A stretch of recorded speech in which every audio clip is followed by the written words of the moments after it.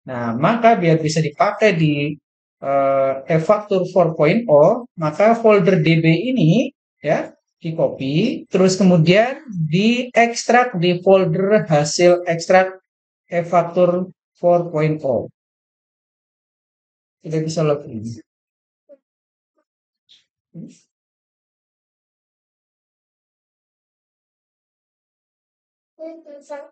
Sudah?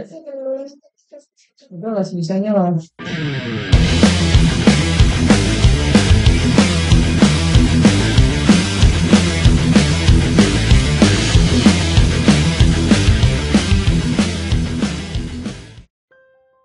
Assalamualaikum warahmatullahi wabarakatuh. Dalam kesempatan kali ini akan kita bahas bagaimana cara update e-faktur pajak ke yang terbaru, yaitu e-faktur pajak yang 4.0 atau 4.0.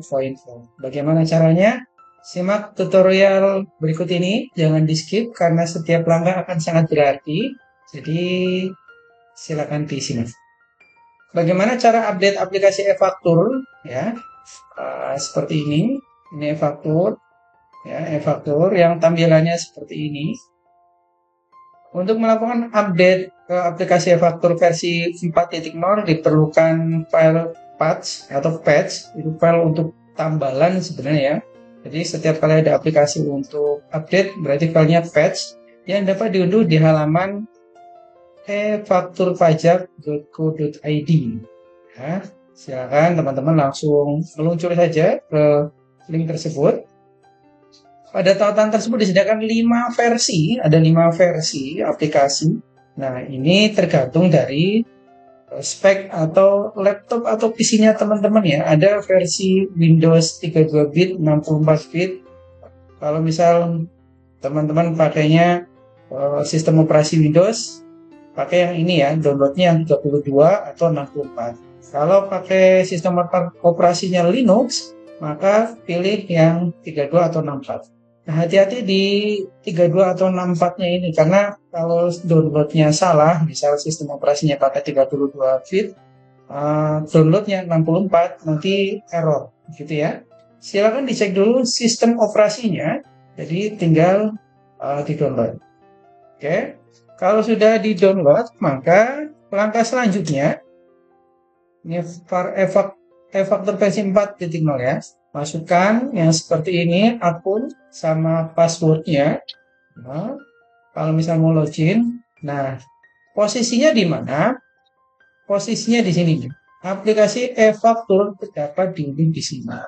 Jadi ketika tadi teman-teman sudah ngeklik, terus klik di sini baru nih, ya. Terus kalau sudah diklik, oh ya bagi yang belum tahu caranya, buka browsernya dulu, Google Chrome, Firefox atau apapun, terus kemudian efakturpajak.go.id. Nah, di situ kan ada pengumuman nih, yang ada di tulisan ini ya, di sini baru diklik saja, tinggal di-download sesuai dengan spek laptop atau PC teman-teman. Di sini ya, jangan di bagian bawah, karena yang terbaru itu versi 4.0, versi 4.0. Nah, kalau teman-teman aplikasinya belum terupdate, apa yang terjadi? Teman-teman tidak bisa menggunakan, tidak bisa memposting, tidak bisa membuat faktur, e-faktur. Jadi ketika kita sudah input, bahkan di kesempatan lain kita tidak bisa input dan tidak bisa login. Tidak bisa login.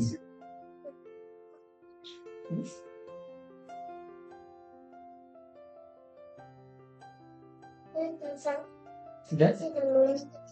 Sudah lah, sisanya lah. Nah, setelah teman-teman download ini, maka langkah selanjutnya seperti apa? Kalau sudah selesai download, maka akan muncul e-faktur window. Dalam hal ini, saya download e-faktur Windows versi 64 bit ya, versi 64 bit. Nah, bagi pengguna komputer lain, silakan menyesuaikan, dan ini filenya berbentuk zip. Kalau sudah diekstrak, ya, ekstrak file tersebut dengan cara klik kanan, kemudian ekstrak Windows. Nah, seperti ini. Faktur Windows 64 bit, klik kanan, terus kemudian ekstrak ini.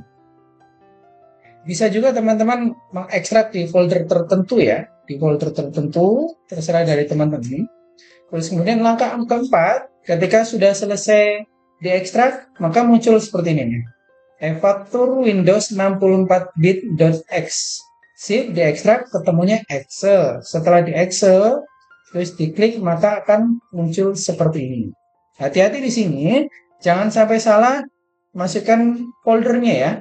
Nah, pada destinasi folder, yaitu yang kelima, pilih lokasi direktori yang akan dijadikan tempat menyimpan hasil ekstraksi patch aplikasi Efaktur 4.0. Nah, di sini disarankan untuk memilih lokasi yang berbeda. Ingat, lokasi yang berbeda dengan Efaktur sebelumnya agar tidak menimpanya folder Efaktur yang lama. Jadi, tidak mereplace. Misal Efaktur sebelumnya di D, bisa jadi yang ini di E atau sebagainya ya. Yang penting intinya adalah jangan di folder yang sama dengan Efaktur sebelumnya. Paham ya? Ini yang kelima. Terus kemudian tinggal diekstrak. Langkah selanjutnya setelah kita memilih folder yang berbeda dengan folder sebelumnya, di dalam folder hasil ekstrak tersebut, ini untuk sistem operasi Windows ya. Kemudian terdapat beberapa file seperti ditunjukkan pada gambar berikut. Ya, ada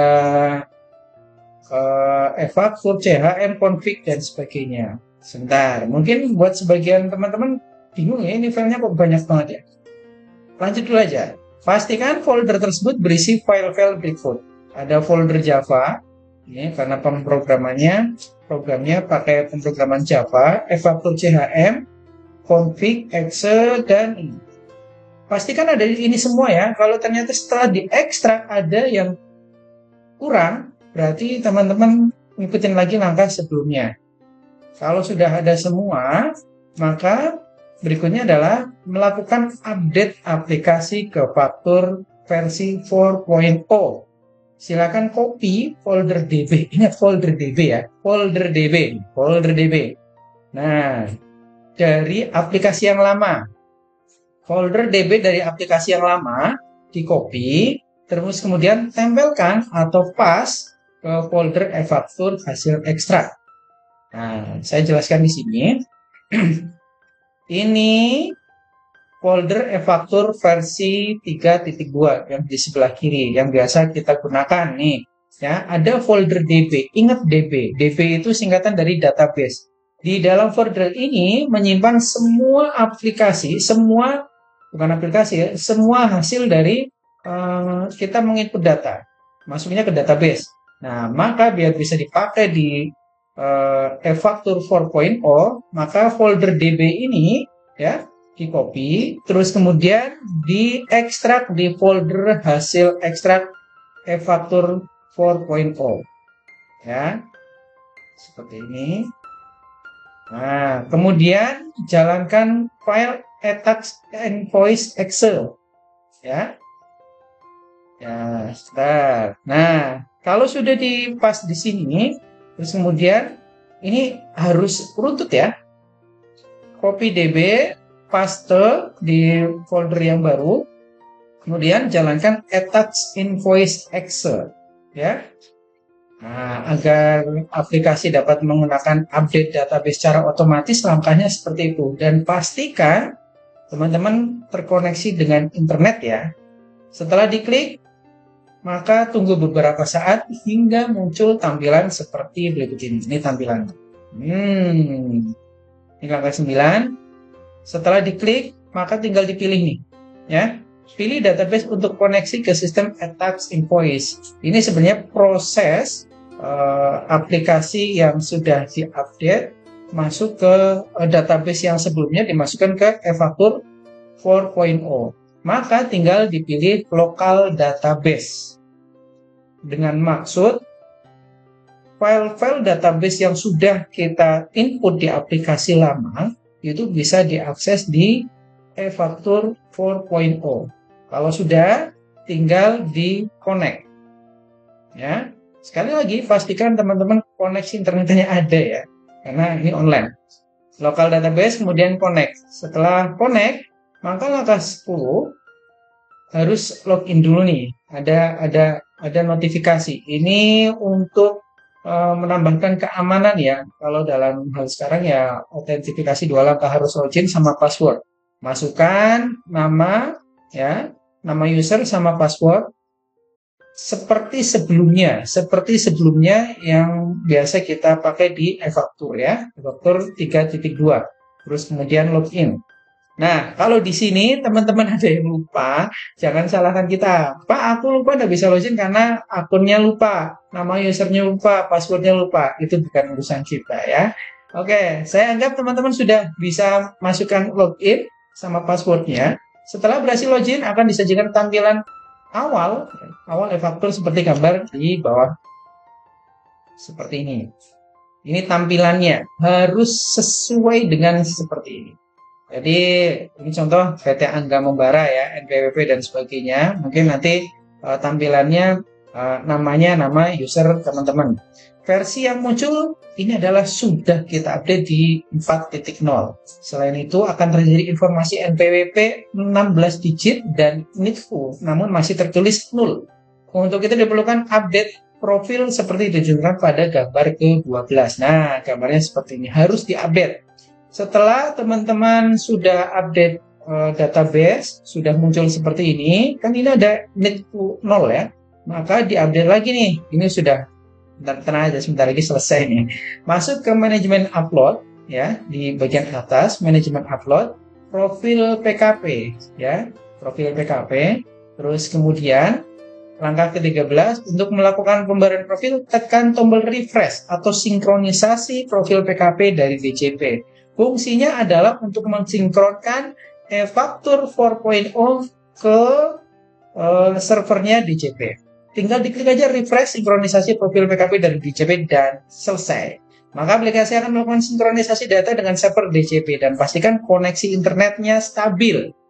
Nah, setelah itu, setelah di-refresh, maka kolom NPWP yang 16 digit dan NITFU akan terisi secara otomatis. Ya, ini jangan diisi sembarangan ya, karena harus sesuai dengan data yang ada di DJP. Terisi otomatis semua nih, namanya prefill ya. Terus kemudian kalau sudah di save. Ada beberapa yang mungkin belum terisi di sini, yang kode pos, nomor telepon, HP, penandatanganan jabatan. Lanjutkan, kalau ini boleh diisi sesuai dengan pemutakhiran data yang teman-teman sekarang berada ya, seperti kode pos, nomor telepon, dan lainnya. Lalu tekan simpan. Kalau di atas jangan ngawur, yang bawah kalau misal mau diisi aja. Terus kemudian simpan.